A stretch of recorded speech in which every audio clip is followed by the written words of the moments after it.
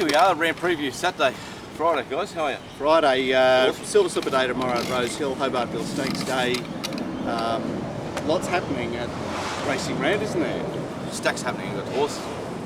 We've got horses, we've got staking plans. I released a staking plan on Wednesday, which had a losing debut, but you'll be able to see it for tonight, Canterbury, and tomorrow at Rosehill. I think it would have been a winning debut if you had taken the early prices when it was released, because there was a few firmers there, weren't there, Mark?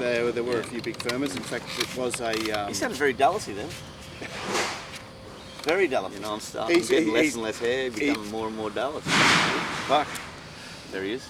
Well, it's slightly strange racing at Rosehill tomorrow. I thought race 2 was a particularly weird race. Race 3 is a bit strange. And then we've got the Parramatta Cup, where we've got 1100 metre horses now becoming 1900 metre horses. It's 4 designated leaders in the race, and gee, Crookie with this bloody honest Olympic Academy must be just licking his lips waiting for tomorrow. It's going around tonight.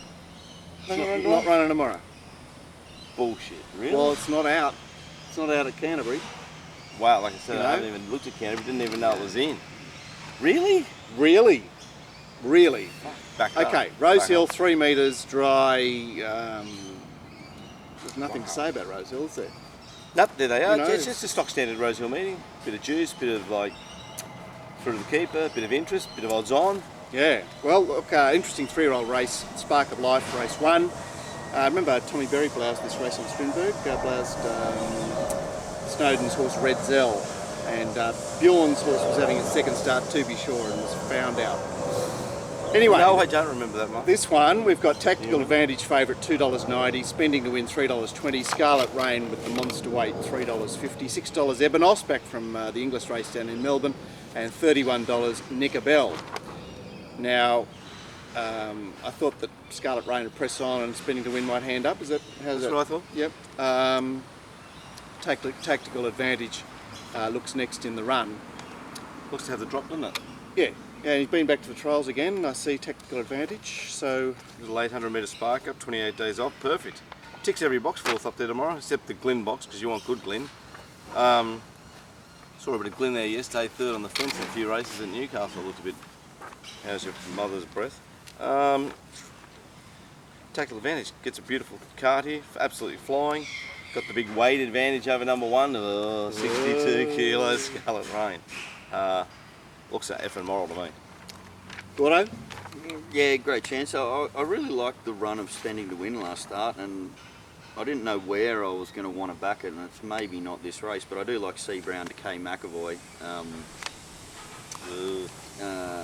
It's a chance, and look, there's 3 chances. What am I telling you? Nothing, because they're all in the market. I will say one thing about this race. I think Scarlet Rain is the lower. Yeah, I think you're right. She's the lower, but I think she's the best chance. She's come back. She's got a little bit of scope. Tactical Advantage and Spending to Win a bit tied together. We're a big LP. Just there's $3. You've gone CBA. We've got them covered. No matter what happens here at the round. I reckon the round will get the winner. What do you mean? Make sure you back Ebenos in the first tomorrow. Like fucking hell. But I'm just saying, that's just outstanding tipping here. Poor punters at home will be going. Scarlet Rain's got the course and distance. It's a filly with 62 kilos up against a gelding with 56. Who cares? I care. They won't care. The market They will. won't care. The market will. Yeah, but when it is important is when the connections care, and the connections won't care. All right, keep going, Mark. I'm not bagging your tip. I think it's got a good chance. Yeah. I'm just saying it's funny how we've tipped all 3. Yeah, well, I thought 1 from 2, and I wondered if Spending to Win might have just got a bit chewed up. I thought that race that was coming out was poopy. Well, General Listen, I went past it. I thought I wasn't going to back it next start, and then I thought a couple of little things I like, which is back 100 metres and the positive jockey change. Yeah, you can argue this race around a few ways, and for mine, the Ebenos is the Nord on the roulette wheel. He hasn't really got any solid city credentials. Yeah, bottom one, no hope. Let's get to race 2, guys. Yes, we've helped nobody in the first. Keep watching us here at RacingRant. We're here to help. $2.60 Handfast. Gee, it looks icky. Wasn't he like $2.60 a couple of runs ago and not featuring? $4.40 Roaring to Win. $6.50 El Lou, $8 Torgerson, $8.50 Queen of Wands, $9 Voiliere, 67's the Ruffy Smooth Tooth, who looks to take it up. for a bit of nuisance value there. Handfast and Voiliar look to do the chasing. Is it Voila or Voiliar? Doesn't really matter. Doesn't matter. So he's good at riding changes. Obviously, A Banks to Jay Collett, not just because it's A Banks, because Jay Collett is on fire. Guys, tricky race, very tricky race. I'm going to go with Queen of Wands. I like how it's a little freshen up. I like how it's back 250 metres. I think it's a horse that's really running into form, and I think it's up to him to beat El Lou, who is third up in trial since, but been up to the Gold Coast and back. And I'm a bit icky with this favourite Handfast. I don't know what to make of it, and roaring to win for third.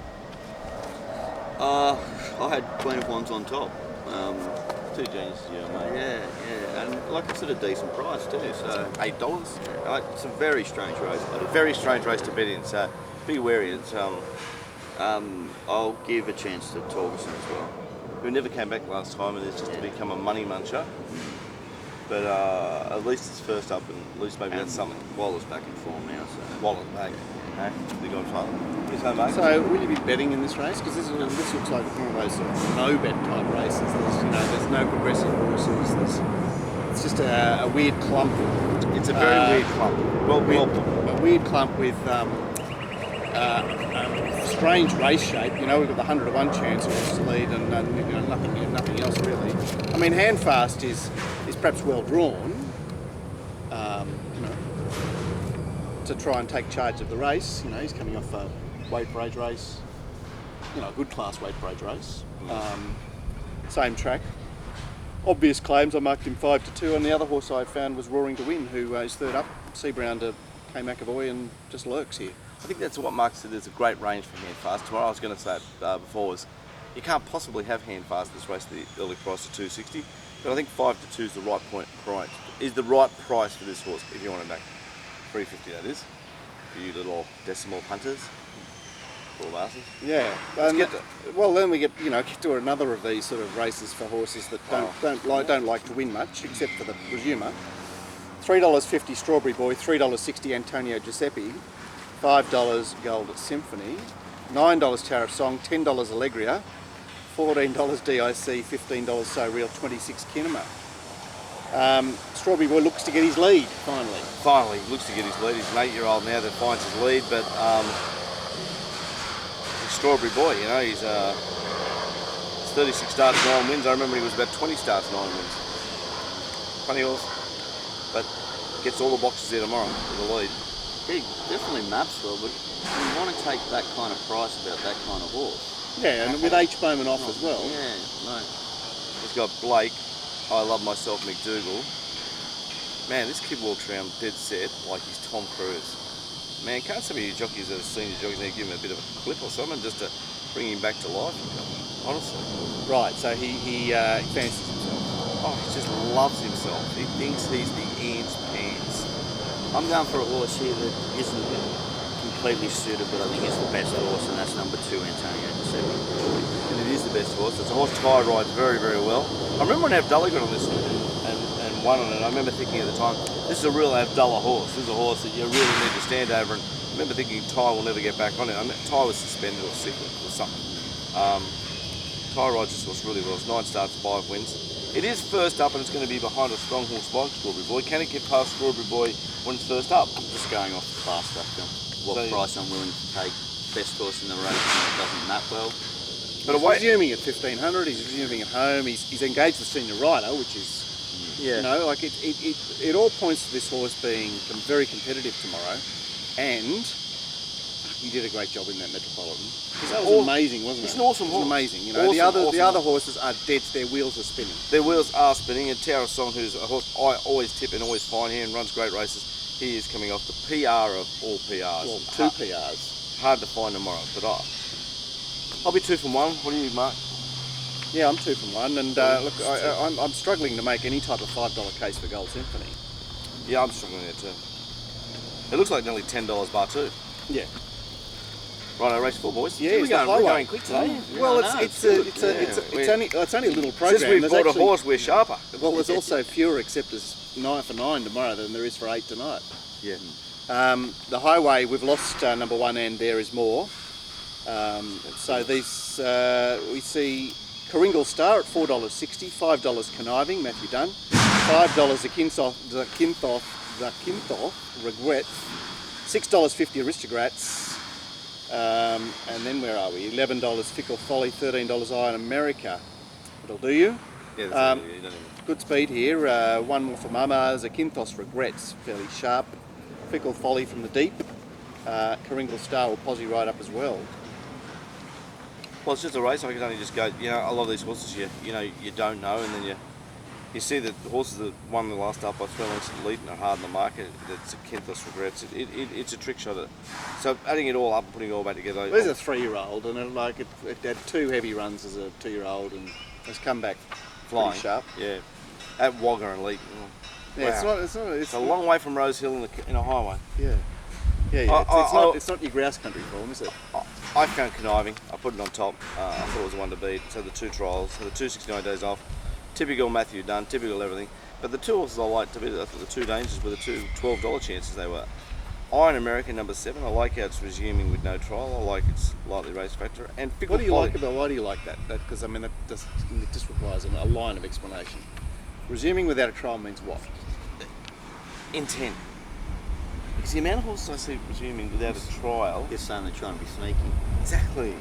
The old trick shot. I've got Ace King here and I'm not raising under the gun. I'm limping. Well, the other thing is that lots of... It's not de rigueur for country horses to trial anyway, because they don't have the setup that they do in town where there's a set of trials on every week. Possibly. And Fickle Folly for 3rd. Hot stable, Sugar's stable, very good stable. She has some particularly good strike rate, and I like her as a trainer. So my numbers were 4, 7, 8, boys. Looks like Gord's race, really. He's the man for the job. Started out as the highwayman. I'm pretty keen on number 3, Kringle Star. It's done nothing wrong. You know, I'm always looking for these lightly raced things, and when you trial and are reasonably competitive, I know it was only a trial, but it was fell swoop in single gaze. Like, you know, that's considerable Group 1 form there with fell swoop, and didn't get smashed and sort of wasn't in the right part of the track. 3 starts for 2 wins. They've put Collett on it, who's flying, so they haven't done the silly thing that some of these country people do and keep the bush jockeys on. Pretty keen on it. I had a question. It's going to get into a fight at the Easter show. I had a What do you mean? I had a question mark about Conniving. It's not actually shown us anything yet, but did you have a look at its last trial? It looked like that was kind of a sneaky thing as well. Like, they were absolutely necking it the whole way. So I don't know, but I mean, Matt, if they're trying to hide it so they get a better price on the day, well, that's not going to happen with in a highway. It doesn't work. So it seems pointless. It does. Yeah, it's a bit weird, but you know that every highway horse that he starts is competitive. Yeah, and I This think one hasn't got C Brown on. and I think overplayed by the market at the moment. And the other one, so I'm definitely 3 on top from 8 Fickle Folly with a question mark about 4.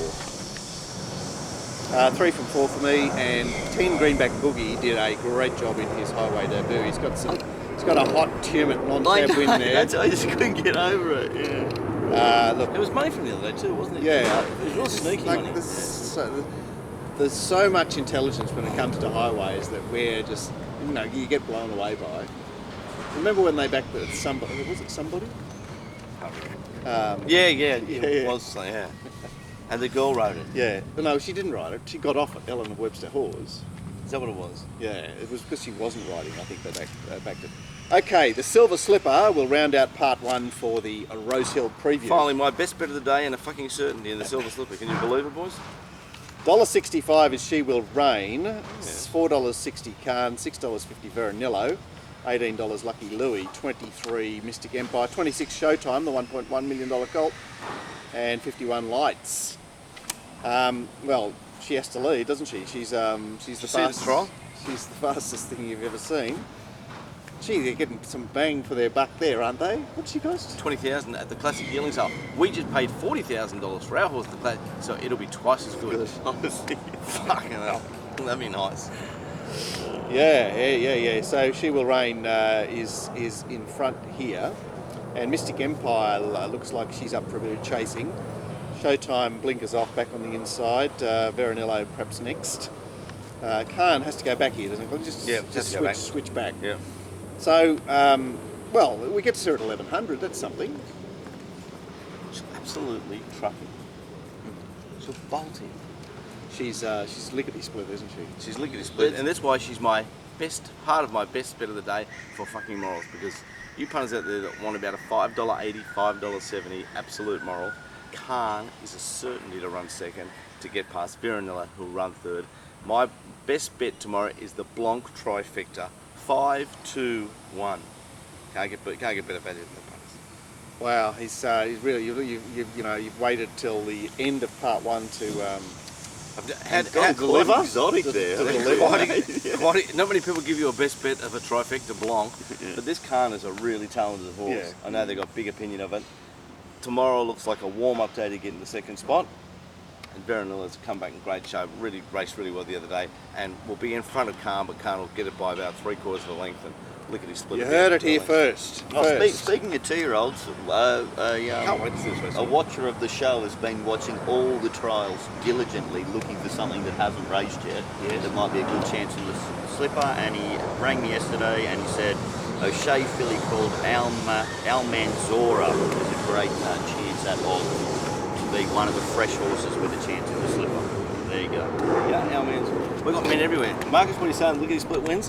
How exciting is this? I'm really excited about Gary Bushley having this horse. That trial's from another world. Yeah.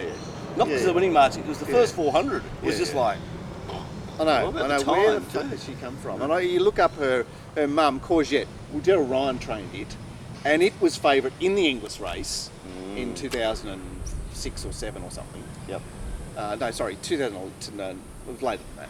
But anyway, yeah, it flopperooty. It didn't get going. Won a couple of shitty races. A race at Kembla and a race at Canterbury. wow. There'd have to be something wrong with it, wouldn't it? Manhattan Rain out of Courgette to go for 20,000.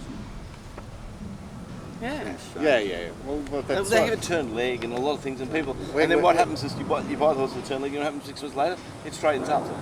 There's a lot of things happen with horses. It's just another betting ring, the sales ring, as you all know. It's an interesting. There's speculators and they have good times. Anyway, it's my first racing rant trifecta certainty. Absolutely You blind. got anything to add, God? No. No. Nor have I. That's Part one. That's well played, G. Pollard. That's the end of part one.